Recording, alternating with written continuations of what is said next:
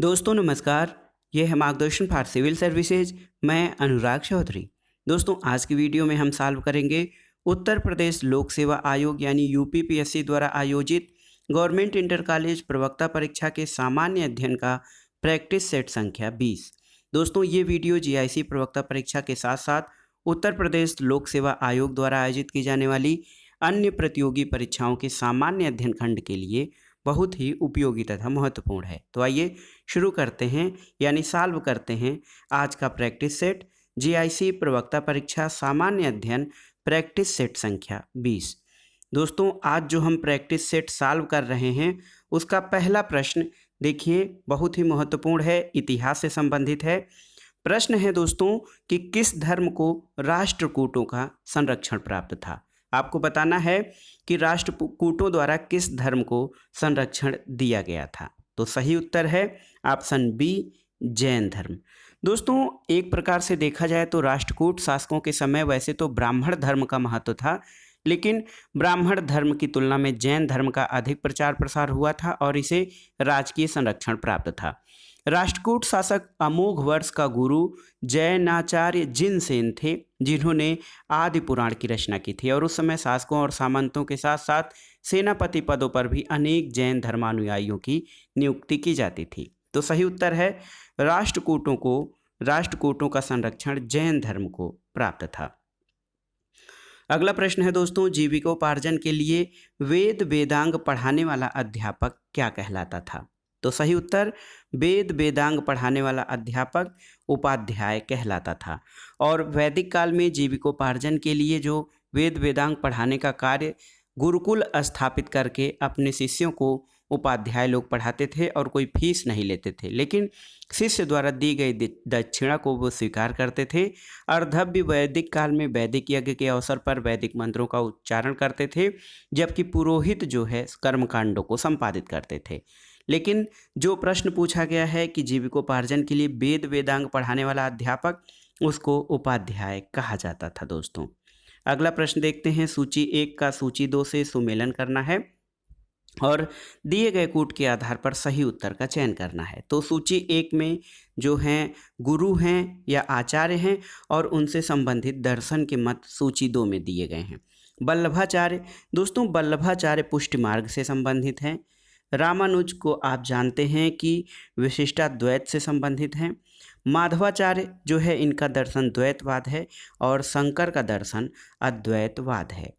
तो देखिए वल्लभाचार्य पुष्टि मार्ग, रामानुज विशिष्टाद्वैत, माधवाचार्य द्वैतवाद और शंकर जो हैं अद्वैतवाद से संबंधित हैं। ऑप्शन सी आपका सही उत्तर हो जाएगा 2, 3, 1, 4। अगला प्रश्न है दोस्तों, गुप्त स्वर्ण मुद्रा को क्या कहा जाता था, आपको बताना है। तो सही उत्तर है गुप्त स्वर्ण मुद्रा को दीनार कहा जाता था। दोस्तों गुप्त काल में जो स्वर्ण मुद्रा प्रचलित थी उसको दीनार कहा जाता था।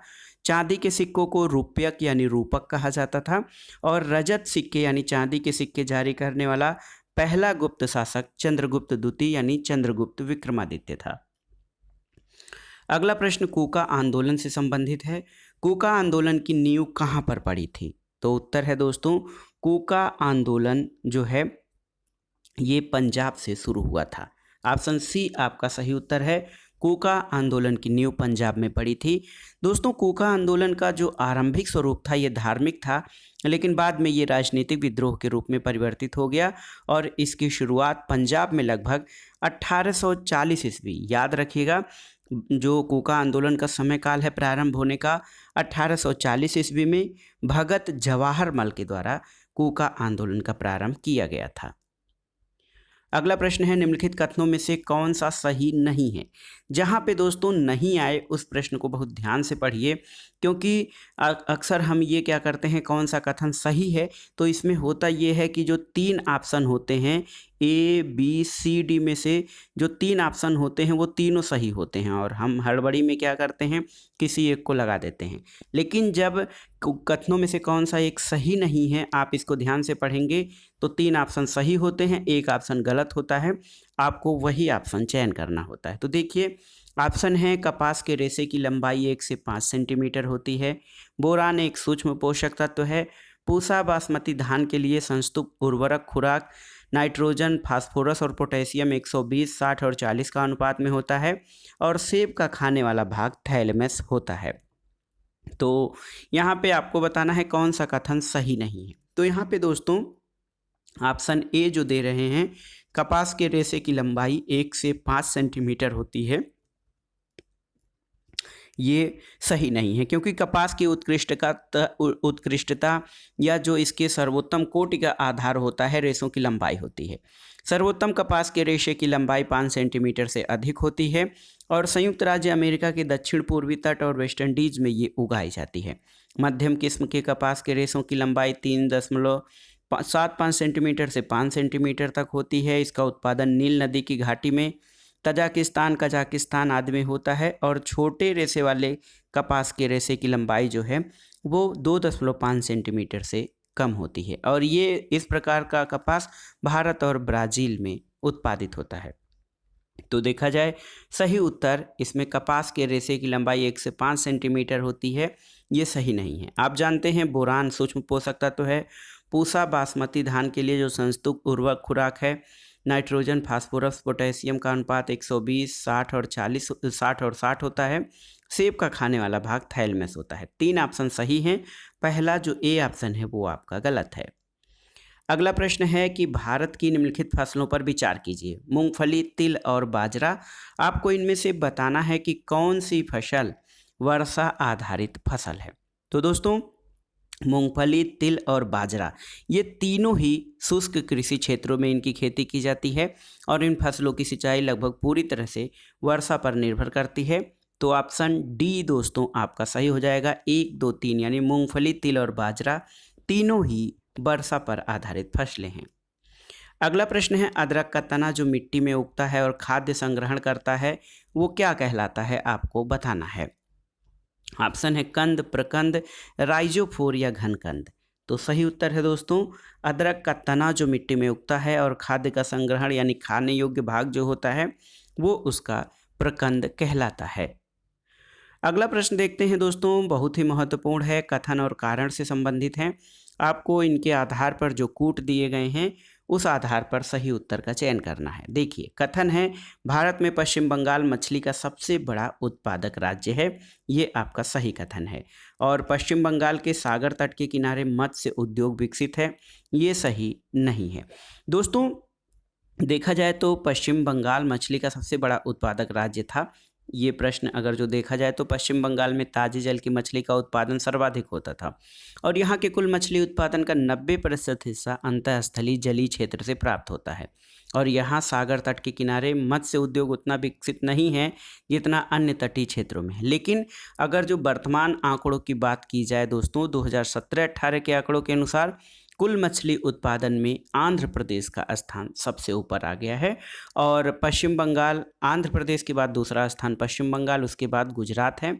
आंध्र प्रदेश में दोस्तों ताजे जल की मछली का उत्पादन सबसे अधिक है और अगर जो समुद्री मछली के उत्पादन में अग्रणी राज्य देखिए तो गुजरात है।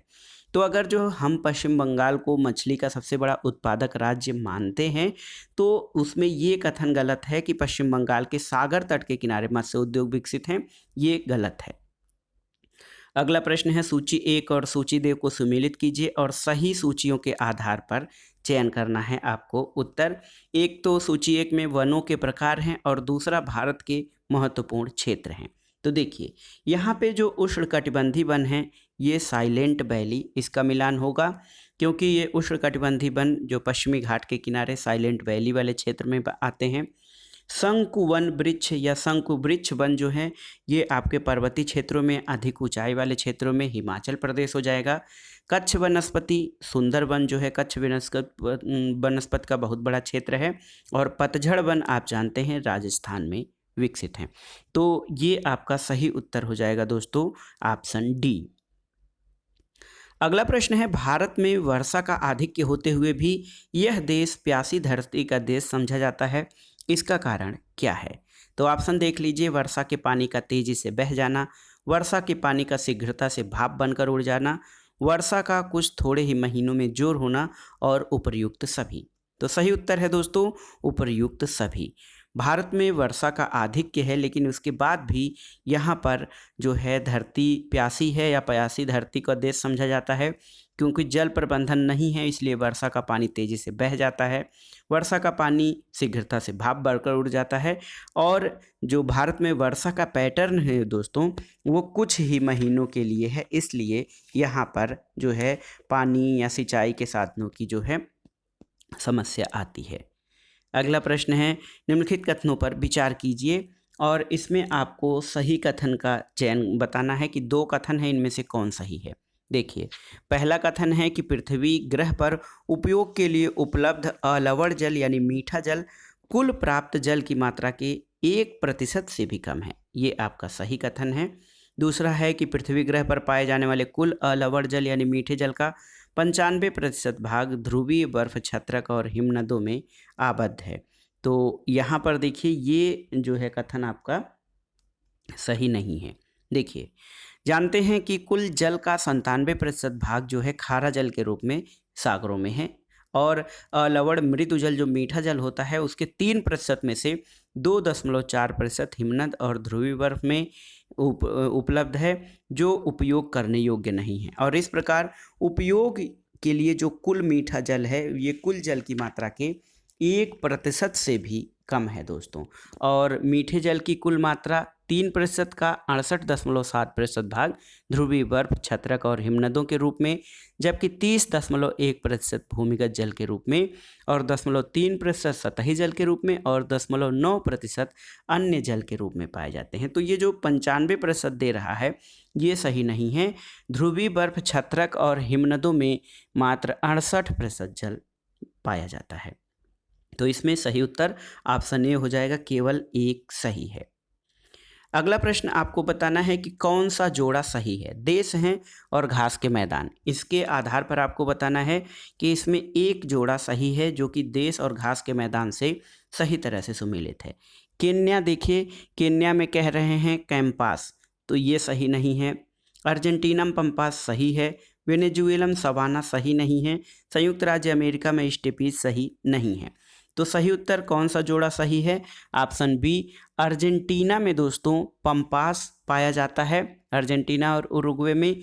और सवाना की बात किया जाए, सवाना जो है या कैंपास की बात की जाए तो दोस्तों कैंपास केन्या में नहीं बल्कि ब्राज़ील की उच्च भूमि पर पाया जाता है।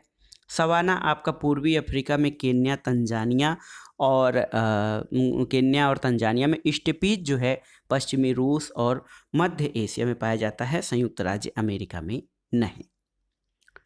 अगला प्रश्न देखते हैं, भूगोल से ही संबंधित है। कालाहारी मरुस्थल कहाँ पर स्थित है आपको बताना है। बोत्सवाना, नामीबिया, जैरे और जाम्बिया, ये 4 ऑप्शन दिए गए हैं। तो इसमें आपको बताना है कि किन किन देशों में इसका विस्तार है। दोस्तों कालाहारी मरुस्थल जो है दक्षिण पश्चिम अफ्रीका में 9 लाख वर्ग किलोमीटर क्षेत्र में फैला है और इसमें बोत्सवाना, नामीबिया और दक्षिण अफ्रीका के भाग शामिल हैं। तो बोत्सवाना एक हो गया, एक नामीबिया हो गया और एक साउथ अफ्रीका हो गया, जो यहाँ पर ऑप्शन में नहीं है।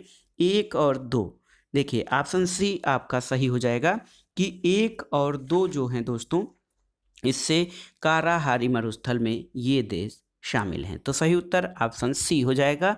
कालाहारी मरुस्थल बोत्सवाना, नामीबिया और साउथ अफ्रीका के कुछ भागों में फैला हुआ है। अगला प्रश्न कथन कारण से संबंधित है, आइए देखते हैं। कथन है कि सतत विकास मानव समाज के कल्याण के लिए महत्वपूर्ण है, ये आपका सही है। कथन तो सही हो गया। कारण देख लेते हैं। सतत विकास से अभिप्राय ऐसे विकास से है जो भावी पीढ़ियों की ज़रूरतें पूरी करने की योग्यता को प्रभावित किए बिना वर्तमान समय की आवश्यकता को पूरा करे। तो दोस्तों आप जानते हैं सतत विकास या सस्टेनेबल डेवलपमेंट जो है वो वर्तमान की आवश्यकताओं को पूरा करना इस आधार पे होता है कि आने वाली पीढ़ियों की आवश्यकताओं को भी पूर्त करे। तो सही उत्तर है ऑप्शन ए और आर दोनों सही है और आर ए की सही व्याख्या भी करता है। अगला प्रश्न देखते हैं दोस्तों, निम्नलिखित पर विचार करिए। प्रकाश संश्लेषण, श्वसन, जैव पदार्थों का अपक्षय और ज्वालामुखी क्रियाएं।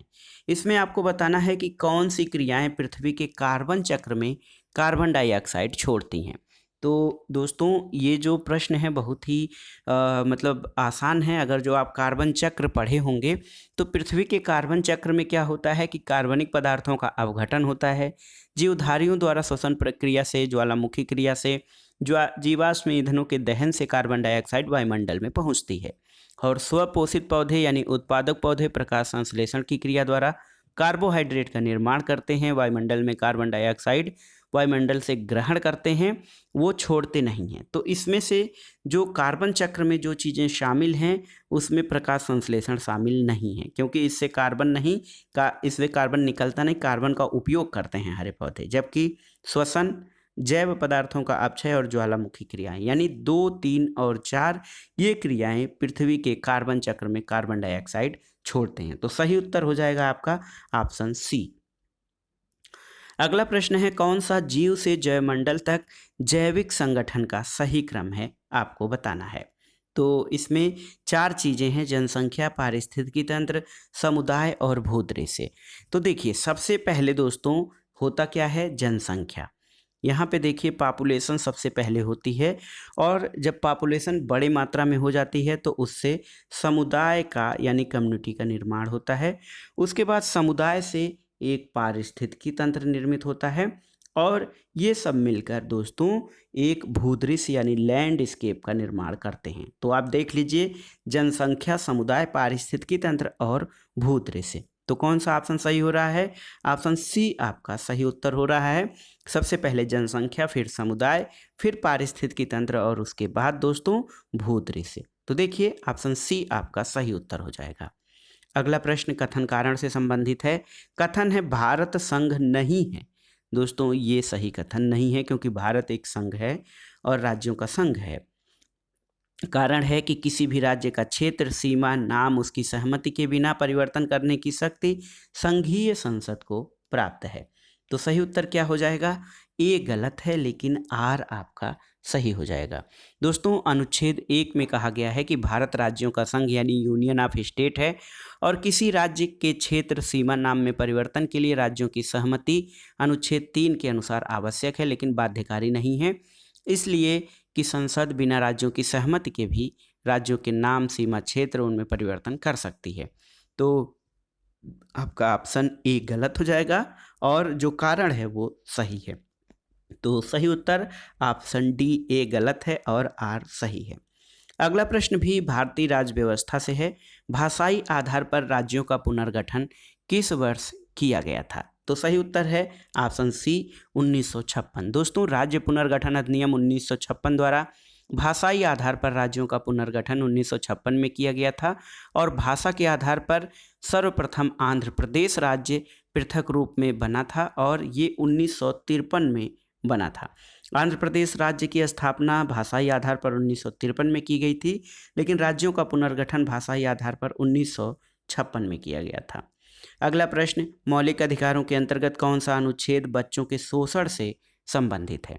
तो सही उत्तर क्या है, अनुच्छेद 24। ऑप्शन डी आपका सही उत्तर हो जाएगा। दोस्तों भारतीय संविधान के अनुच्छेद 24 जो मौलिक अधिकारों से संबंधित है, वो कहता है कि 14 वर्ष से कम आयु के किसी बालक को किसी कारखाने या खान में काम करने के लिए नियोजित नहीं किया जाएगा। तो सही उत्तर है बाल श्रम या बच्चों के शोषण से संबंधित जो मूल अधिकार है वो अनुच्छेद 24 में वर्णित है। अगला प्रश्न है दोस्तों 42वें संविधान संशोधन द्वारा किस अनुच्छेद के माध्यम से श्रमिकों की प्रबंधन में भागीदारी सुनिश्चित की गई थी? तो सही उत्तर है ऑप्शन डी अनुच्छेद 43 से। दोस्तों 42वां संविधान संशोधन बहुत बड़ा संविधान संशोधन था, 1976 में हुआ था। इसको मिनी कॉन्स्टिट्यूशन भी कहा जाता है, और इसके द्वारा भाग 4 में राज्य के नीति निर्देशक तत्वों के अधीन अनुच्छेद 43A में कहा गया था कि राज्य किसी उद्योग में लगे हुए उपक्रम, संस्थानों या अन्य संगठनों के प्रबंध में कर्मकारों का भाग लेना सुनिश्चित करने के लिए उपयुक्त विधान द्वारा या किसी अन्य रीति से कदम उठाएगा। तो सही उत्तर है कि श्रमिकों की प्रबंधन में भागीदारी अनुच्छेद 43A के तहत जो है नीति निर्देशक तत्वों में जोड़ा गया था 42वें संविधान संशोधन अधिनियम से। अगला प्रश्न है सामान्य विज्ञान से, कीटों के वैज्ञानिक अध्ययन को क्या कहते हैं? उत्तर है दोस्तों एंटोमोलॉजी। जो कीटों का वैज्ञानिक अध्ययन होता है उसको इंटोमोलॉजी कहा जाता है। इसमें से और जो चीज़ें हैं, इक्थियोलॉजी दोस्तों, इक्थियोलॉजी में मत्स्य की संरचना, कार्यकी इत्यादि का अध्ययन किया जाता है। और पैरासिटोलॉजी, इसमें परजीवी जीवों का अध्ययन किया जाता है। इसके अलावा मैलेकोलॉजी में मोलस्का और इनके खोल, मोलस्का में सीप, घोंघे आते हैं, तो इनके घोंघे, सीप और इनके खोल आदि का अध्ययन मैलेकोलॉजी में किया जाता है। अगला प्रश्न है दोस्तों, मच्छरों के बारे में निम्नलिखित कथनों पर विचार कीजिए। केवल नर रक्त चूसते हैं, मच्छरों में केवल नर रक्त चूसते हैं, ये गलत है, क्योंकि मच्छरों में नर रक्त नहीं चूसते हैं। केवल मादा रक्त चूसती है, सही है। मादा पौधों का रस चूसती है, ये गलत है। मादा की अपेक्षा नर के डहने बड़े होते हैं, ये भी गलत है। और नर की अपेक्षा मादा के डहने बड़े होते हैं। तो इसमें आपका ऑप्शन ये हो गया कि जो मच्छर होते हैं दोस्तों, मादा मच्छर ही गर्म रुधिर वाले कशेरुकियों, पक्षियों और स्तनियों का रुधिर चूसती है और बाह्य परजीवी के रूप में होती है। नर मच्छर रुधिर नहीं चूसते, ये अपना पोषण फल फूलों के रस से करते हैं। और कभी कभी मादाएं भी फल फूलों के रस से जो है रस चूस सकती हैं, लेकिन मादा मच्छर सामान्यतः नर मच्छर से बड़े होते हैं। इसलिए आप कभी कभी सुने होंगे दोस्तों कि ये कहा जाता है कि कौन सा सेंटेंस सही है, मच्छर काटता है कि काटती है। तो याद रखिएगा, मच्छर जो है वो काटता नहीं है, काटती है, क्योंकि मादा मच्छर ही जो है हमारा खून चूसती है। तो इसमें कौन कौन से ऑप्शन 2 और 3 सही हैं। तो यहाँ पर देखिए 2 और 5, तो देखिए सही उत्तर हो जाएगा आपका ऑप्शन डी, 2 और 5 सही हैं। केवल मादा मच्छर रस चूसती है, रक्त चूसती है, और नर की अपेक्षा मादा के डहने बड़े होते हैं। अगला प्रश्न है, सांप के जहरीले विष दंत होते हैं जो रूपांतरित रूप हैं किसके। दोस्तों, विषैले सांपों में ऊपरी जबड़े की मैक्सिली हड्डियों के 1 से 3 जोड़ी बड़े और पीछे की ओर मुड़े विषदंत जो हैं वो तालू से मुख ग्रासन गुहिका में उभरे रहते हैं, और यह मैक्सिलरी दांत जंभिका दंत ऊपरी जबड़े में स्थित विष ग्रंथियों से संबद्ध होते हैं। तो सही उत्तर है ऑप्शन डी, जंभिका दंत। सांप के जहरीले विषदंत जंभिका दंत के रूपांतरित रूप होते हैं। अगला प्रश्न है, नाभिकीय संलयन रिएक्टरों के, ध्यान दीजिएगा, नाभिकीय संलयन रिएक्टरों के विषय में कथनों पर विचार कीजिए। वे भारी नाभिकों के विखंडन सिद्धांत पर कार्य करते हैं, ये कथन आपका गलत हो गया। वे साधारणतः उनकी टोकमाक डिजाइन होती है, ये सही है। और वे बहुत अधिक तापक्रम पर कार्य करते हैं, ये सही है। दोस्तों, नाभिकीय संलयन का सिद्धांत आप जानते हैं कि छोटे नाभिक बड़े नाभिकों में संलयित होते हैं, न कि विखंडित होते हैं। तो ये जो है भारी नाभिकों के विखंडन से, ये परमाणु संलयन नहीं, जो नाभिकीय संलयन नहीं है, ये क्या होता है कि जो विखंडन होता है वो बड़ा नाभिक छोटे छोटे नाभिकों में टूटता है, जबकि संलयन में छोटे नाभिक बड़े नाभिक में जुड़ते हैं, और इनकी डिजाइन टोकमाक डिजाइन होती है और बहुत अधिक तापक्रम पर कार्य करते हैं। तो सही उत्तर 2 और 3 केवल सही हो जाएंगे आपके। दोस्तों देखिए, नाभिकीय संलयन में 2 हल्के नाभिक आपस में जुड़कर एक भारी नाभिक का निर्माण करते हैं। नाभिकीय संलयन अभिक्रियाओं को ताप नाभिकीय अभिक्रिया या थर्मोन्यूक्लियर रिएक्शन कहा जाता है, क्योंकि ये अभिक्रियाएं बहुत ऊंचे ताप पर होती हैं। और साधारण रूप से देखा जाए दोस्तों तो साधारणतः नाभिकीय संलयन रिएक्टरों की टोकमाक डिजाइन होती है। तो 2 और 3 आपके सही हो जाएंगे। अगला प्रश्न कंप्यूटर से है। सामान्य कंप्यूटर से देखिए, कह रहे हैं कि माउस क्या है। माउस आपको बताना है कि क्या है। तो माउस एक इनपुट डिवाइस है। प्रश्न संख्या 26 का सही उत्तर क्या हो जाएगा दोस्तों? सही उत्तर हो जाएगा आपका कि माउस एक इनपुट डिवाइस है। ऑप्शन सी आपका सही हो जाएगा। अगला प्रश्न है, 3 कथनों की जांच करना है। ये सामान्य रीजनिंग से संबंधित है और इन कथनों के आधार पर कौन सा निष्कर्ष निकाला जा सकता है। श्याम हरि का पिता नहीं है। देखिए, एक तो कह रहे हैं, पहला कह रहे हैं कि जो श्याम है ये हरि के पिताजी नहीं है, यहाँ पे फादर कर देते हैं। तो श्याम हरि का पिता नहीं है। हरि सुरेश का बेटा है। हरि जो हैं ये सुरेश हैं, इनके बेटे हैं। हरि जो हैं ये सुरेश का सन है, यहाँ पे कर दीजिए। और सुरेश के 3 बेटे हैं। तो इससे कौन सा निष्कर्ष निकाला जा सकता है? निष्कर्ष ये निकलेगा, सुरेश के जो बेटे हैं हरि अन्य और श्याम हरि का पिता नहीं है। तो देखिए, तो इससे स्पष्ट है कि सुरेश जो है हरि का पिता है। ऑप्शन सी आपका सही उत्तर हो जाएगा। ऑप्शन सी सही उत्तर है दोस्तों कि सुरेश हरि का पिता है। अगला प्रश्न है दोस्तों, 4 सड़कें हैं, मैं दक्षिण दिशा से आया हूं और मंदिर जाना चाहता हूं। दाहिनी की ओर सड़क मुझे काफ़ी हाउस से दूर ले जाती है, जबकि सीधी सड़क एक कॉलेज की तरफ ले जाती है। मंदिर किस दिशा में स्थित है? तो यहाँ पे जब आप एक ग्राफ बनाएंगे तो यहाँ पे ये नॉर्थ हो जाएगा, ये साउथ, ये ईस्ट, ये वेस्ट। कह रहे हैं कि 4 सड़कें हैं, मैं दक्षिण दिशा से आया हूँ। दक्षिण कौन सा है? यहाँ, या ये दक्षिण दिशा है ये, तो यहाँ से मैं आया हूँ। और कह रहे हैं कि दाहिनी ओर की सड़क मुझे काफ़ी हाउस से दूर ले जाती है। तो दाहिनी हाथ की सड़क देख लीजिए, दाहिनी हाथ की सड़क कौन सी है? मेरे दाहिनी हाथ ये होगा पूरब की तरफ, और दाहिनी हाथ की सड़क मुझे काफ़ी हाउस से दूर ले जाती है। तो मान लीजिए काफ़ी हाउस आपका पश्चिम की दिशा में यहाँ पे होगा। और कह रहे हैं कि हाँ, और सीधी सड़क एक कॉलेज की तरफ, मैं यहाँ से उत्तर की ओर जाऊँगा तो यहाँ पे कॉलेज आ जाएगा। और कह रहे हैं कि मंदिर किस दिशा में है? तो सही उत्तर हो जाएगा मंदिर पूरब दिशा में है, यानी मैं जहाँ पे हूँ वहाँ से पूरब दिशा में मंदिर है। तो सही उत्तर आपका ऑप्शन बी हो जाएगा, पूरब दिशा में है। अगला प्रश्न है दोस्तों, सामान्य गणित से है। 4800 का 16.5% यक्स का 3/4 है, तो यक्स का मान कितना होगा? तो इसको सॉल्व करते हैं, आइए। 4800 गुणे 16.5/100 is equal to X into 3/4। जब आप इसको इस फार्मूले पे सेट करेंगे तो 48 गुणे 16.5 बराबर क्या हो जाएगा? 48 गुणे 16.5 बराबर 3x/4। तो आप हल करिए, x इज इक्वल टू 16.5 गुणे 16 गुणे 4, तो ये हो जाएगा 1056। 1056 हो जाएगा सही उत्तर। तो आपका ऑप्शन बी आपका सही उत्तर हो जाएगा। अगला प्रश्न है, दिए गए प्रदत्तों का बहुलक कितना है? ये देखिए, एक सीरीज दी गई है 5 7 9 3 7 7 7। तो इसमें आप देखिए बहुलक क्या है? दी गई संख्याओं का बहुलक 7 है और ये सबसे अधिक बार आया है। तो ऑप्शन सी आपका सही हो जाएगा। आसान सा प्रश्न है। इसमें आइए देखते हैं, अगला प्रश्न है कि निम्नलिखित युग्मों में से कौन सा सही सुमेलित नहीं है?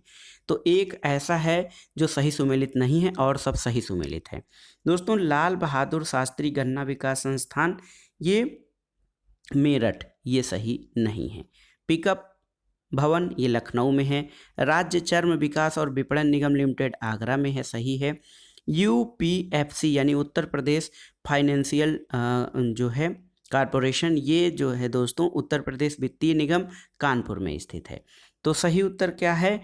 ऑप्शन ए आपका सही सुमेलित नहीं है। आपकी जानकारी के लिए बता दें कि लाल बहादुर शास्त्री गन्ना विकास संस्थान ये लखनऊ में स्थित है और इसकी स्थापना 1975 में की गई थी। अगला प्रश्न है दोस्तों, यहाँ पर देखिए कुछ सांस्कृतिक आयोजन हैं और उनसे संबंधित स्थान हैं और उनका आपको मिलान करना है। माघ मेला आप जानते हैं 1 महीने के लिए माघ में इलाहाबाद में लगता है। झूला मेला वृंदावन में लगता है। पशु मेला बटेश्वर में लगता है और देवा मेला देवा शरीफ बाराबंकी में। तो इस प्रकार से आप सही मिलान कर सकते हैं। सही मिलान में ऑप्शन ए आपका सही उत्तर हो जाएगा।